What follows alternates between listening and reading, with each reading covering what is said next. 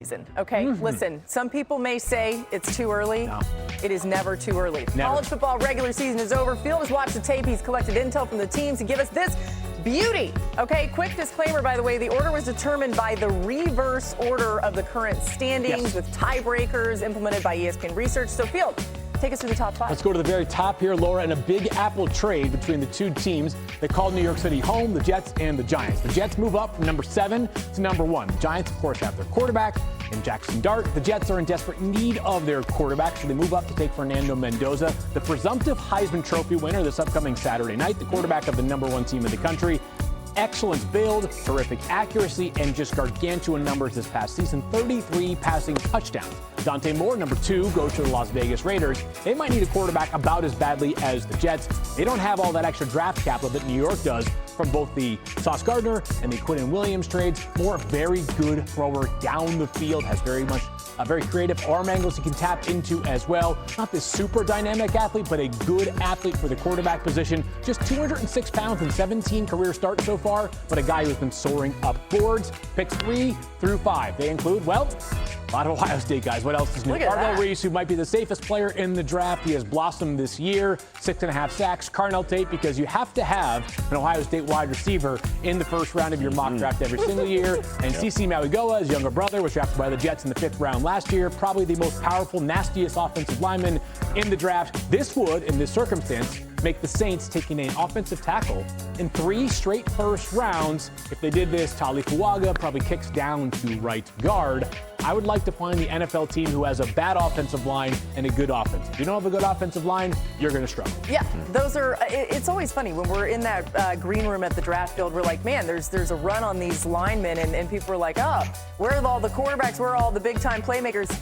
They're on the ground because they don't have offensive linemen to protect them where they are. O-line, D-line, that's how you build your team. Okay, Graz, the Browns and Saints both passing on a quarterback. I realize it's early, but those teams, have they seen enough from Tyler Shough and Shedeur Sanders to move forward with them? Well, no, but they could, and I think that's probably, correct me if I'm wrong, Phil, but that's part of the calculus here, along with the idea that, you know, it doesn't look like there's going to be, it's like a draft where we're going to have 5 quarterbacks taken in the first half. Right, so the question becomes, have you seen enough from Shedeur Sanders or Tyler Shough that you're comfortable not feel like you have to get a quarterback in the first round, to reach for a guy that you don't necessarily believe in? If these guys end up there and they love Fernando Mendoza, then it could be, you know, see you Shedeur, see you Tyler. Yeah. But right now, I think what we're looking at is audition time in New Orleans and Cleveland and see where you fit into the picture when it comes time for us to address that position next offseason. And when you're evaluating young quarterbacks, it's about trajectory, right? These are guys that when you watch Sharpe, when you watch Shedeur,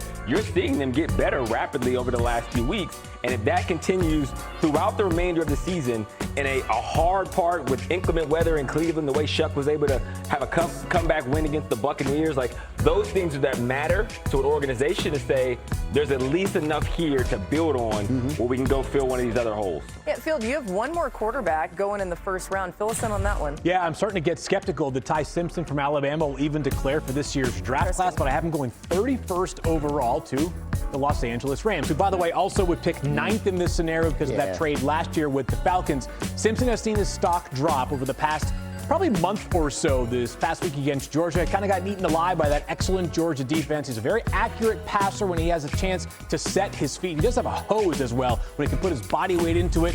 Not a gigantic build quarterback, and just 1 year of experience. He waited his time at Alabama. It would not surprise people, at least right now, if he went back to Alabama for one more season, absent that team really turning it on offensively in the college football playoff. And they happen to play Oklahoma in the first round, who's right there with Georgia and Ohio State for the best defense in college football. Our Mason Thomas is like, hey, Ty Simpson, we may convince you to stay another year because you may not want to go out after the tape. But either way, Ty Simpson is capable, and Kirby Smart just told me this last week, of getting in such a rhythm that he can be a force to be reckoned with. It just hasn't happened in a while. Either way, we'll see. Okay, new on NFL Live. This is interesting, you guys. From Adam, the NFL notified teams today that it will shorten the time between picks in the first round of the draft from 10 to 8 minutes. Starting with that 2026 draft in Pittsburgh, this will shorten the length of the first round, which had been finishing around 11:45 p.m. Eastern. Teams were on board with this, but that does take 2 minutes off the clock when it comes to making their picks. But Field, you and I, and everybody else coming to the draft, we might be in bed a little earlier. Laura? This is beautiful news right here. I like that. As somebody who usually goes to bed on a non-game night at about 9:30, 9:45, amazing. We love the draft, but we'll be yawning there toward the end. Okay, still to come. The box score says 4 catches. The film says a lot more. Hawk. Of me talking about how Lamar Jackson didn't practice on Wednesday due to some sort of ailment, whether it was his toe, knee, ankle, whatever it may be, not practicing again today as the Ravens get ready for a big game against the Bengals. If form holds up, he'll practice tomorrow and play Sunday. Meanwhile, the Commanders already have ruled out Jayden Daniels, who aggravated his left elbow injury last week against the Vikings. He's out for Sunday's game against the New York Giants, which means Marcus Mariota will start against the New York Giants and Jackson Dart. And on Thursday Night Football, the Buccaneers and Falcons get the week going. And a short time ago, the Buccaneers activated Mike Evans and Jalen McMillan off of injured reserve, making both eligible to play on Thursday night. You don't activate those players if you don't intend to play them. It looks like Evans will be back on the field tomorrow night. And a short time ago, NFL Executive Vice President Troy Vincent informed teams today that the collective bargaining agreement between the NFL and the NFL Referees Association ends in May. The final season of the agreement, a lot of uncertainty. The league is looking for more accessibility to these officials. Some have argued that maybe the league should make officials full-time, which they haven't done in the past, but there is a whole issue percolating right now between the league and its officials with their labor agreement scheduled to end this spring. There are a lot of different opinions on it and a lot of teams unhappy with the state of officiating this past season. Same story there. Yeah, that's sneaky big news, I think. So something to keep an eye on for sure as it comes to officiating in the NFL. We're just getting started here on NFL Live. Adam continues on with us in Green Bay, packing their bags for Denver. Can the Packers make it out a mile high with a win? Someone here says the pressure could get to Jordan Love, even as good as he's been of late. Plus, Phil just dropped his latest mock draft. Don't say it's too early. It's not, okay? You don't want to miss who he's got coming off the board at number 1. The name won't shock you, but the team definitely will. That's coming your way next. NFL Live is brought to you by Percy Jackson and the Olympians. New season streaming Wednesdays on Disney Plus and Hulu.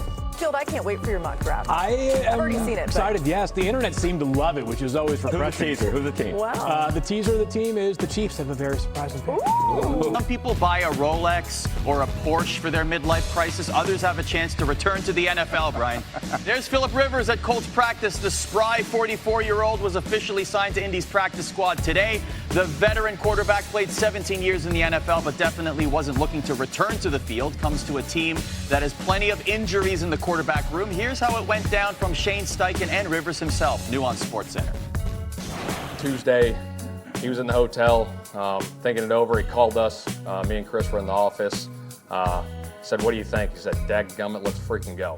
I know it is tough, and I know 5 years is a long time. Believe me, that weighed on me a lot, it being so long. But it also is a game I played a long time and stayed in. I stayed in over the last 5 years, and I know high school ball is different, but a game that I was done playing. Certainly, I wasn't really hanging on any hope of playing again. I kind of thought that ship had sailed, but something about it excited me, and it's kind of one of those deals. The door opens, and you can either walk through it and find out if you can do it, or run from it. And I know that there's risk involved, obviously, of what may or may not happen, but the only way to find out is going for it. We now welcome our Colts reporter, Stephen Holder, and NFL analyst, Harry Douglas. Stephen, I'll turn to you first. Look, this has been a great story. We've enjoyed talking about it, but everyone has the same question here. Is he actually going to play? That is to be determined, but it is a very real possibility. Look, I'll start with this. The Colts were scheduled to have a walkthrough today. They were not scheduled to practice. Late yesterday afternoon, we got notice they had changed plans. They are on the practice field right now conducting an actual practice. One big reason for that, they want to evaluate their quarterback situation, specifically Phillip Rivers. So that's what they're doing. This is an evaluation over the next couple of days. And frankly, based on all the available evidence, if Phillip Rivers demonstrates he can play, then the likelihood of him playing at Seattle on Sunday is extremely real. And right now they are working through getting him out there and getting reacclimated, getting back in shape. And another variable here is certainly the condition of backup Riley Leonard, who finished the game on Sunday after Daniel Jones' injury. He has a sore knee, but he is also on the practice field today, and frankly, looks like he could go. So this may be a decision that really relates to Phillip Rivers' preparedness and really nothing else. So it remains to be seen, but Harry, let's just 20,000-foot view here. This situation feels surreal, right? Working out a 44-year-old Rivers on Monday, him potentially playing on Sunday. Oh, by the way, he hasn't played in the NFL in 5 years. What's your perspective on Indy's situation? Well, number one, desperate times calls for desperate measures. And if Riley